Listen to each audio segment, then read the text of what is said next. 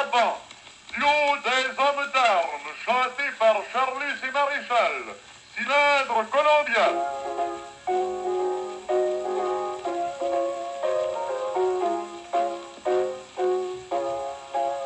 Protéger le repos des villes, courir ciseaux, mauvais garçon, ne parler qu'à des imbéciles, voir de toutes les façons.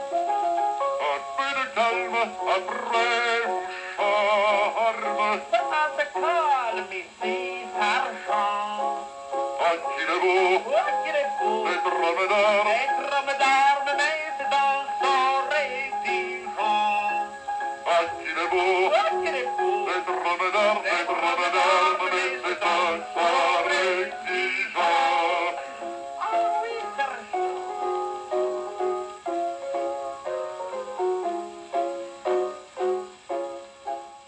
N'est pas jamais osé. Paris, 1903, La Belle Époque. Les Folies Bergères, dancing in the streets, the Eiffel Tower. I have arrived. Here I am. I am no longer there, therefore I am here. When I was there, here was there. But now I am here, and there has become there, for it is no longer here. It is there. There is no here, there.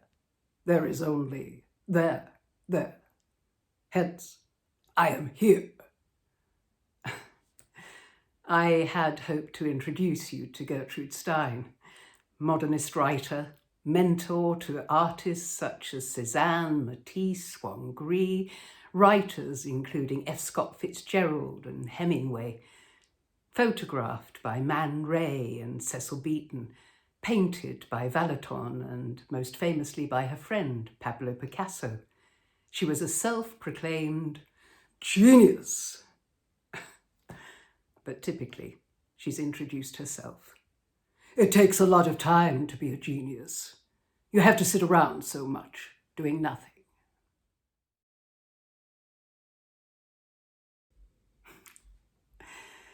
About 18 months ago, I was invited to play Fatuski, King, Baby Woodlum's husband, Gertrude in After Edward, a new play by Tom Stewart, which was to be performed in the Sam Wanamaker Theatre at the Globe. And to be honest, I had an idea, an impression of her, that made me doubt whether I wanted to engage with this lady. But on the contrary, much to my surprise and continuing delight, I fell in love. Don't tell Alis B Toklas, her devoted but apparently viciously possessive and jealous partner of 39 years. Or I might be banished, as many young men were, artists and writers who attended their Saturday salons in the Rue de Fleurus. Notably, Ernest Hemingway, who wrote in his memoir, A Movable Feast, I heard Alice speaking to Gertrude as I'd never heard one person speak to another, never, anywhere, ever. Miss Stein's voice came pleading and begging, saying, "Don't, Pussy, don't, please don't. I'll do anything, Pussy, but please don't do it. Please don't, please don't." Alice and many others thought that Stein and Hemingway were in love. They'd take long walks in the afternoons through the Luxembourg Gardens and the Parisian boulevards. Gertrude loved to walk. Hemingway wrote in a private letter, "I always wanted to fuck her and she knew it. And it was a good, healthy feeling and made more sense than a lot of the talk." When he first met her, he said, Miss Stein was heavily built like a peasant woman. She had beautiful eyes and a strong German Jewish face. She reminded me of a northern Italian peasant woman with her clothes, her mobile face, and her lovely, thick, alive, immigrant hair. He always found Alice frightening. What seduced me? Here was a woman who allegedly had a laugh like a beefsteak. Alis B, for Babette, said when they first met at 27 Rue de Fleurus in 1907, she was a golden presence, burned by the Tuscan sun, and with a golden glint in her warm brown hair. She was dressed in a warm brown corduroy suit.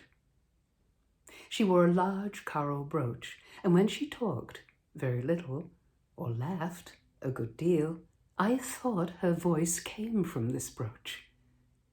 It was unlike anyone else's voice, deep, full, velvety, like a great contralto's, like two voices. She was large and heavy, with small, delicate hands, and a beautifully modelled and unique head.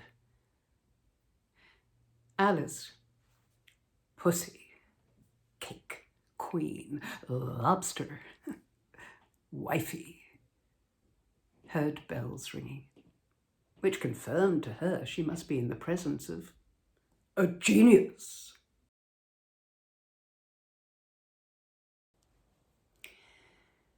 Gertrude learnt to drive, but found it difficult to master the art of reversing. So didn't.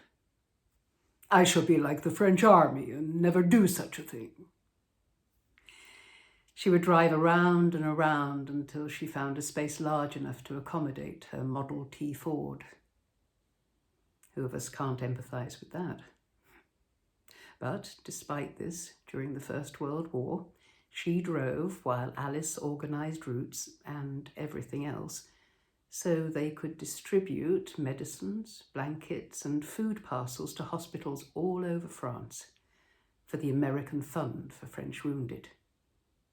They also used a great deal of their own money to acquire tobacco for the soldiers they spent time with, and sometimes even danced with. It was as gay as we could make it.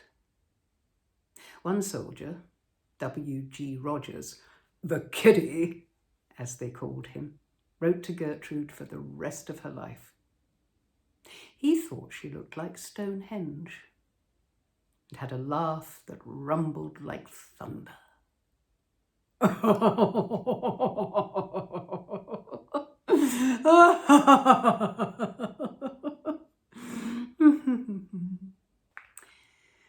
Gertrude named the Ford Auntie after her Aunt Pauline, who always behaved admirably in emergencies and behaved fairly well most times if she was properly flattered. Apparently this auntie frequently required a great deal of cranking to keep going, and Gertie was known in garages across the land. One such encounter between the wars led her to coin the lost generation phrase. A mechanic was being inept, and the patron said to him, "You're la génération perdue." That's what you are. That's what you all are. All you young people who served in the war. You are a lost generation. You have no respect for anything.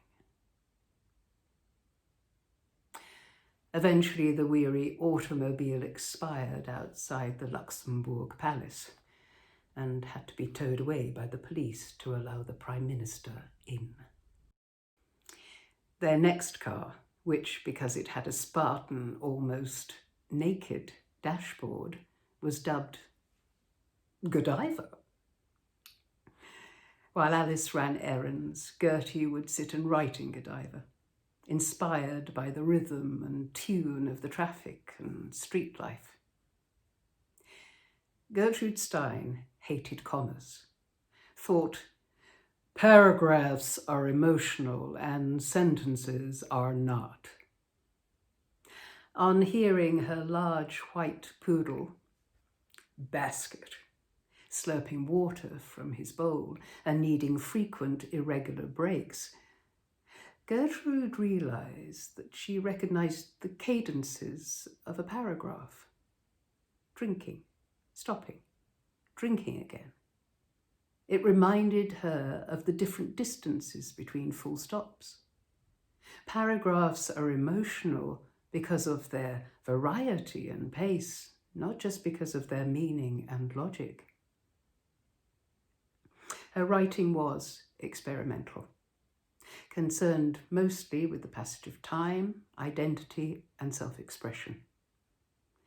It was often elusive. She was once called the eminent idiot. Gertrude was working with language in the way the revolutionary Cubists were working in paint. The heroic age of Cubism. She thought Spaniards were natural Cubists, influenced by their landscape and the relationship of their architecture to that landscape. Certainly Spanish villages were as Cubist as these paintings. While in Burgos in Spain, Gertrude was mistaken for a bishop. She wore a rhinestone ring on her little finger, and local people wanted to kiss it. One little girl outside the cathedral followed her, crying, "A penny, kind sir." Alice exploited this, and when service was bad in hotels or restaurants, she would say, "La Baronne is not satisfied." Gertrude loved repetition, or insistence, as she called it. Gertrude loved Alice. I say it to you, and I say it to you, I say it to you, how I love my little Jew. I say it to you, and I say it to you. I say it to you. Gertie loved sex, and she loved repeated sex with Alice. They had a long and intense sexual relationship.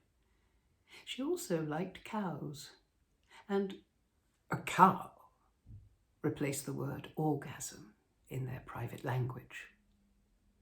Cows are very nice. They are between legs. They also had scissors, which were an undisclosed event on the way to a cow. Have it as having it as happening, happening to have it as happening, having to have it happen as happening, happening and have it as happening and having to have it happen as happening.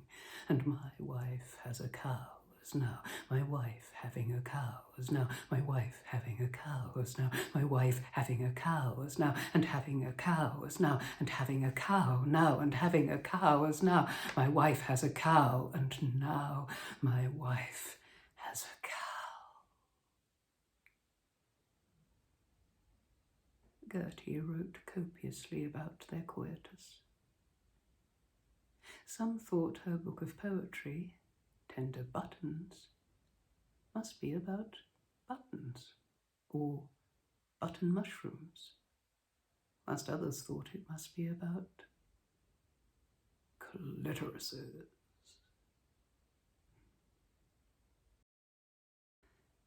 Both women lost their mothers to cancer at an early age. Gertrude was born in Pennsylvania, of Bavarian stock, and spent her early years in Europe. Then the family moved back to America, Oakland in California. Her father was an affluent stockbroker and died when she was 17. It said she didn't appear to grieve. Her mother had died when she was 14. Leo, her closest brother, she was the youngest of 5 children, often used to walk with her through the night and sleep in the day, and this became her working pattern. She would write all night and sleep in the day, often taking a meditative walk in the afternoon. Her nanny said of the 4-year-old Gertrude, "She talks all day long. She's such a round little pudding, toddles around the whole day and repeats everything that is said." Plus ça change. Gertrude's work is rhythmic, short on narrative and dialogue, linguistic, not literary. Her 1,000-page novel, The Making of Americans, being a history of a family's progress, encompasses her vision of personality, identity, and psychological relationships. When I was younger and determined to write, I knew nothing of the ancient Greek curse on us all, heredity. Now I have seen, I have weighed, I have reflected, I know, and my Americans is the outcome. The impulse to write it was triggered by her arguments with Bertrand Russell over England versus America. It uses the repetition of rebellion among generations to demonstrate how each generation is like its predecessor. Repeating, then, is in everyone their being and their feeling and their way of realizing everything and everyone comes out of them in repeating. This is the London-based publisher Arthur C. Fifield's rejection letter. Dear Madam, I am only one being, one at the same time, not 2, not 3, but 1. Only one life to live, only 60 minutes in 1 hour. Only one pair of eyes, only one brain, only one being only one, having only one pair of eyes, having only one time, having only one life. I cannot read your manuscript 3 or 4 times, not even 1 time. Only one look is enough. Hardly 1 copy would sell here. Hardly one. Many thanks. I am returning the manuscript by registered post. Only 1 manuscript by 1 post. Sincerely yours, A.C. Fifield. Alice was brought up by women. Her mother, maiden aunts, great aunts, grandmothers, who liked all things cultural and played the piano, but didn't want to know about Alice liking women. After her mother's death, she became housekeeper and cook to the male members of the family, roles she took on with Gertie too. At their Saturday salons, she would cook lavish meals, but sit in the kitchen with wives of the other geniuses. The Alis B Toklas cookbook, which is still in print if you want to try some of the recipes, has, among other exotics, custard, Josephine Baker, birthday ice cream for adults, Bass for Picasso, gypsy goulash, and hashish fudge. This is the food of paradise, of Baudelaire's paradise, and it might provide an entertaining refreshment for a ladies' bridge night. Obtaining the cannabis may present certain difficulties. She also, I think, very cheekily at one point says, in a menu, there should be a climax and a culmination. Come to it gently. 1 will suffice. Many of the dishes are rich, cooked in butter and heavily steeped in alcohol. Her hard-boiled eggs come with whipped cream, truffles, and Madeira wine. For colic, indigestion, vomiting, stitch, liver complaint, difficulty in urinating, giddiness, rheumatism, shortness of breath, or worms, she recommended a mixture of vesperto. It's an Esperanto word meaning bat, the small flying mammal, made with 2 pounds of sugar, 2 quarts of brandy, 3 sliced lemons, angelica, orris, and coriander. Doesn't say if you have to down it in one. When he was in Paris, Picasso was often at Stein's salon. Indeed, they grew out of his Saturday night visits to Gertrude's apartment. He and Gertie had a deep and lasting friendship based on their mutual understanding of art and modernism. Spaniards and Americans have a kind of understanding of things which is the same. She called him Napoleon. He wanted to paint her. Every day she would walk in the bitter winter of 1906 to his freezing atelier in Montmartre. She sat for him 80 or 90 times on a broken chair with a leg missing, but he couldn't capture her. He kept repainting the head. Eventually, he said he couldn't see her any longer when he looked at her and left for Spain. Later, he painted in the head when she wasn't present. I was, and I still am, satisfied with my portrait. For me, it is I. And it is the only reproduction of me which is always I, for me.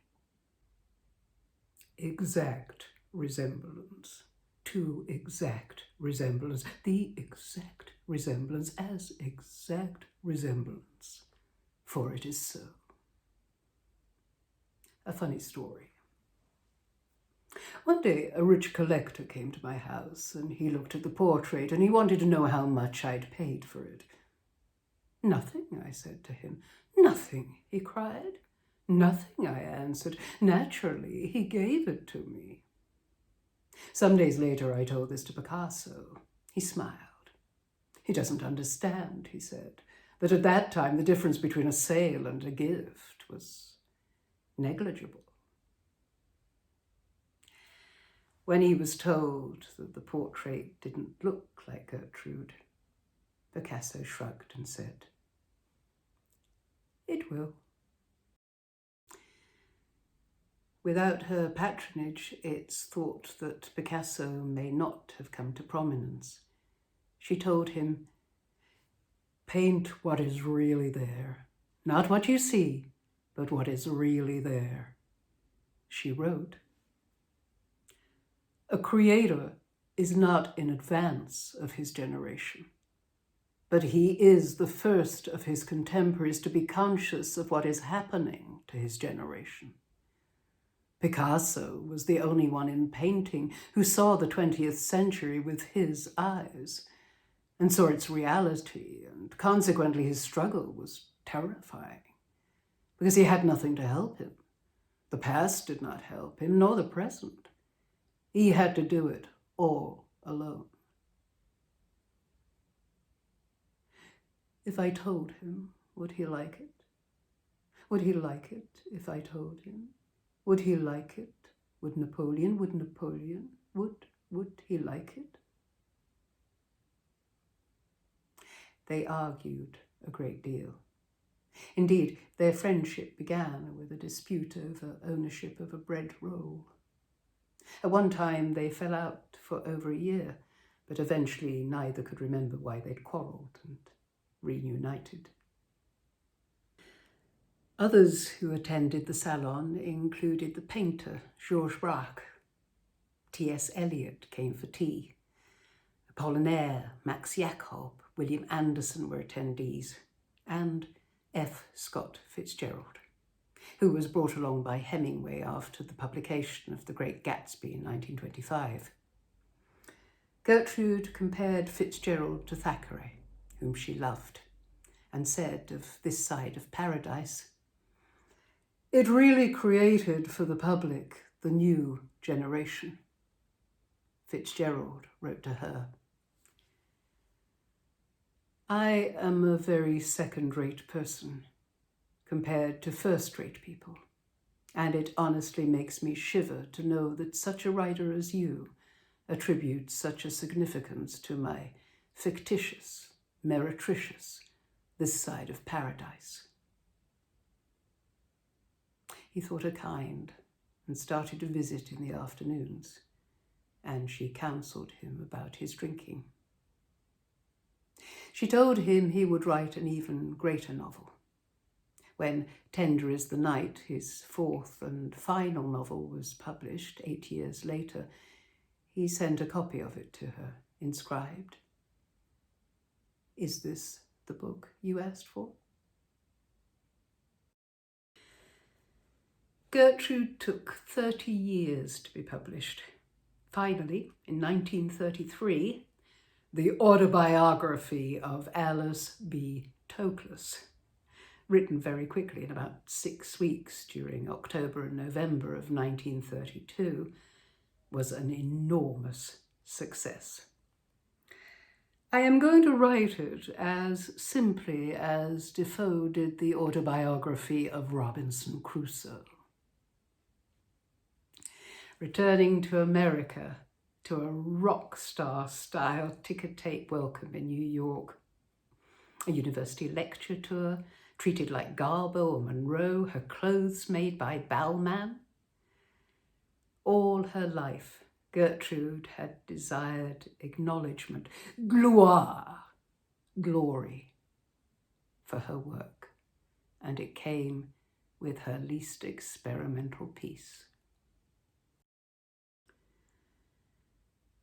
There are aspects of her life I struggle with. She liked strong men, so admired Hitler. There are questions about 2 Jewish women being able to remain in France during the Second World War. They left Paris, the countryside, and Alice gardened and grew vegetables. There are questions as to whether they collaborated with the Vichy government. There's so much to share. Gertrude's unexpected favourite song, her being lonely and afraid in London as a young woman. The world keeps turning, but you have to sit somewhere. Notes of love being left one another around the flat. She is all to me. Leo and Gertie, who'd amassed such an amazing art collection, have an ugly argument and never speak to one another again. Collaborating with Sir Frederick Ashton, visits to England, devouring Dashiell Hammett novels. Rose is a rose is a rose.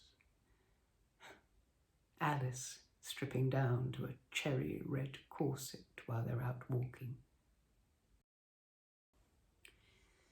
In 1946, Gertrude, who'd been suffering ill health for some time, became extremely poorly. He was taken to the American hospital in Neuilly. Stomach cancer was diagnosed. Initially, the doctors refused to operate because it was so advanced. Poor, suffering baby. Dismissed them all and said she never wanted to see any of them again. She was furious and frightening and impressive, like she was 30 years and more ago, when her work was attacked. Gertrude didn't believe in the afterlife. There is no there. She was very much of the present. She begged them to operate. On Saturday, the 27th of July, Gertrude Stein was in a sad state. She said to me, "What is the answer I was silent. In that case, what is the question?